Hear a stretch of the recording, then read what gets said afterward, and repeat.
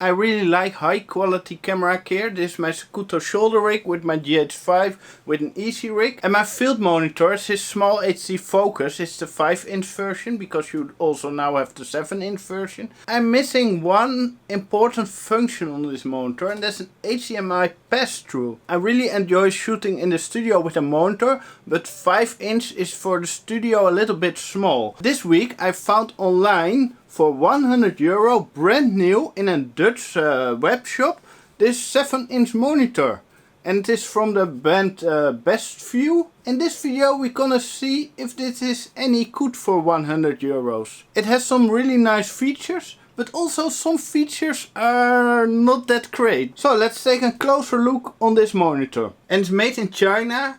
And it's an unbranded box, so it doesn't say Bestview. So probably this monitor is also sold as other brands. It's a professional HD field monitor for directors, DSLR filmmakers and photography. I'm not sure what photography is, but they probably misspelled this. Here on the side we have some specifications. So in the box we have a manual in English, the monitor itself of course, and we have a lot of extra items. It comes with a sun hood, and this feels really sturdy, and here's the frame to mount the sun hood. Here we have a power adapter. Because I bought in Europe I have the right connector. If you buy it on eBay or in China, make sure you got the right power connector for where you live. It also comes with an HDMI cable. Also it comes with 2 battery plates, one for Sony and one for Canon battery. So really nice that you can choose what kind of batteries you want to use. And it comes with this ball head to put it on the hot shoe, but most times these cheap ball heads are really bad. The screen is 7-inch and it is 1280 by 800. And it's an IPS panel. And we have a 1/4-inch thread here on the bottom and on both sides to mount it. On the back we have an on-off switch, HDMI in, HDMI out, headphone jacks, and USB port for firmware upgrades, but I didn't find them. The DC in for the power supply, and an AV in and AV out. And more on that later, because I can do really cool things with this. Also we have 75mm fascia mounting holes, and here goes in the battery plate. On the front we have an infrared eye, but not an infrared remote. Here we have the menu buttons and the buttons to use the menus. And here we have 3 function buttons and a source button and a power button. And the cool thing is, if you are not in the menu, these are also function buttons. Let's install the monitor on this GH3 with this Canon FD manual focus lens. So let's try out the ball joint.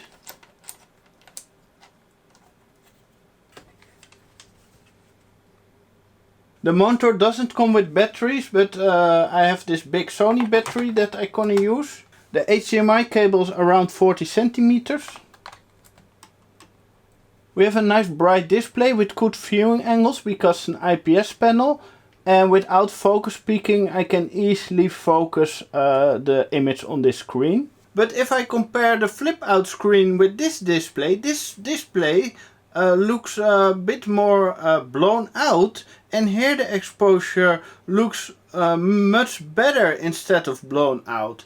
So this display is not really that great in terms of the calibration, and also the colors are a bit off from this display. And with my years of experience shooting from this display, I know that this display is really a solid display to work with. So let's check out the function under this 7 function buttons, and in the menu you can customize them to the settings you want. So on the first button we have the focus peaking, but the focus peaking really works, but it turns it into a black and white display. As you can see, the red lining really is clear what's in focus or not, but I don't really like the black and white because I always like to run with the focus peaking on while shooting. I really need to choose between focus peaking and the normal display. So this is not the best implication of focus peaking I have seen. The next button is the false color, so you can see what's underexposed and what's overexposed. Then we have center marks on and off, but they are not set. On this button we have something safe area, but it's not really doing something. The next function is the video ratio. And it has also the 2:35:1 ratio. And it doesn't support anamorphic, but with this option you can still de-squeeze your image. The next function is the dot to dot zoom in. And then you can really zoom into your image and check your critical focus. And the last function is to mute the built-in speaker. So let's go into the menu and see what options we have. We have a monochrome option, the false color, settings, peaking color, but the zebra, histogram, volume bar and color bar is switched off and grayed out. So it's not working in this monitor, maybe in another model, but here it's disabled and I can't turn it on. So this is a big disadvantage that it doesn't support that. Here we can set the mark ratio, and that's quite nice, because what it does, it displays the cropping lines on the screen. So if we put it on 2:35:1 and go out of the menus, we have now the crop lines. So if you want to crop out this in post, you see what you're shooting. So in the image menu you have all kinds of settings and you can flip around the screen. And we have noise reduction in the monitor. And I tried it out and it is actually working, but I'm not sure why you want to use noise reduction in your monitor, because you want to have a display where you can see what you're getting instead of faking something. So there's some really strange options in the menu and I'm not sure why they put it in. Here we have the color settings. We can set the brightness, contrast, saturation, hue, sharpness, backlight and the color temperature. And I really need to get into this to see if I can match it with the camera. But I already tried a bit and I was not succeeding in it. So not sure if you can really calibrate this monitor. Here in the shortcut menu you can set the front buttons to your custom settings. And we have some other settings here where you can set the language, the transparency and some other things. And it shows here that it's now getting a 1080p signal on 50 frames per second. One of the functions that is missing in this monitor is LUT support, so you can't load in any LUTs to put over your footage. The build quality of this monitor is pretty nice. It has some soft touch plastic feel and the buttons are decent. Only the battery holder is a little bit flimsy. If you pull out the battery you also pull out the adapter. But the connectors are really solid and the HDMI is nice and solid. And the 4" stretch looks okay. So let's install the sun hood. First we need to click on this frame.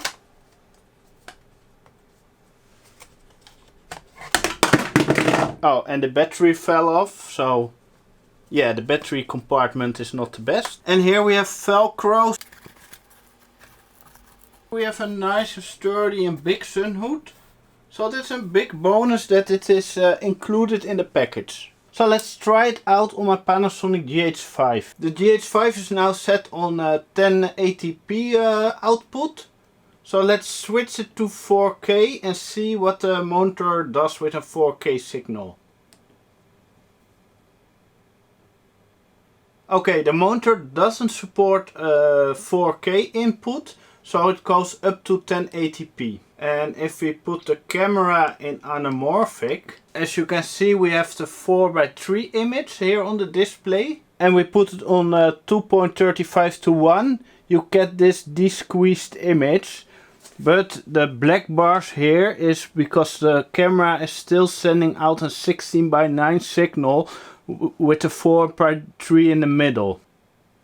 So what can we do with this AV port? It's a coax connection. Let me show you. Here we have my Panasonic P3 shoulder camera from the 80s.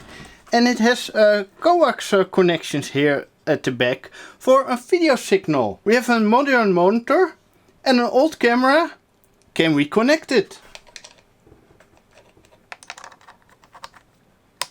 So we can use this monitor with this big old 80s camera. The viewfinder on the camera is black and white, but now I have a color display, so I can really see if the white balance is correct and what kind of colors I get with this camera. So this is a really big bonus to use this monitor with this really old camera.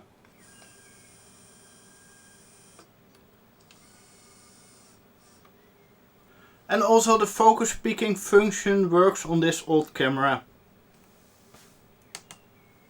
I have tested if this monitor supports crossover between the AV and the HDMI, but that doesn't work. The manual is in English, but it's really badly translated. So let me give you an example. Turn in F1 function key. In turn the language selection, but now the best one. Pins of lithium batteries loaded, then pins to 4 batteries after the shell on the pole piece positioned and loaded after the shell. What? But it is of course great that it comes with a manual. But what do I think about this monitor? I paid 100 euros for it, it was on sale, but on the web shop it's now listed for 120 euros on djelectronics.nl. I will put a link down in the description, and on Amazon it's listed for $200. So for $200 I think it's a bit expensive because this is a model from 2016-2017, so an older model, so it's not really updated with a LUT support, 4K supports and the focus peaking in color and stuff like that. But if you can get it for 100 euros, 120 euros, I think this is a great deal. But for a working professional, this is not the tool you want. But for your YouTube recordings at home, I think this is a nice solution to have a good big display to see what you're doing. And also if you use a camera without a flip out screen, this can be a really cheap, decent solution to see what you're framing. The color accuracy is not great. I also tried it together with my small HD focus monitor and it's just way off. So for color accuracy it's not the monitor you need. So I think this is more a monitor that you can also use as a director's monitor. Just give it to a director just with a long HDMI cable so he can see what you're doing, but he doesn't have to have the accuracy in terms of the color or the focus peaking or stuff like that. So for your frugal filmmaker film productions, this can be a really good tool to invest in. And also that it supports the AV with the old camera is a really big bonus for me, because I like to fiddle around with the old camera and I use it in live streams and capture it, and it's just fun that the old technology still works. There are a lot of options on the on-camera monitor market. You have the very cheap older models like this one, and try to get one in a sale, then they are really worth it. Otherwise look for other more updated ones for around 200 euros. You have a lot of choice in the cheaper Chinese monitors. And of course you have the small HD focus line with the 5" and the 7" now, and Atomus has a monitor right now on the market. So down in the description I will put Amazon affiliated links to this Bestview monitor and to the small HD focus monitors and other options, so you can really check out what works for you. So thanks for watching, please like and share this video, subscribe and leave a comment. And if you like, you can follow me on Twitter.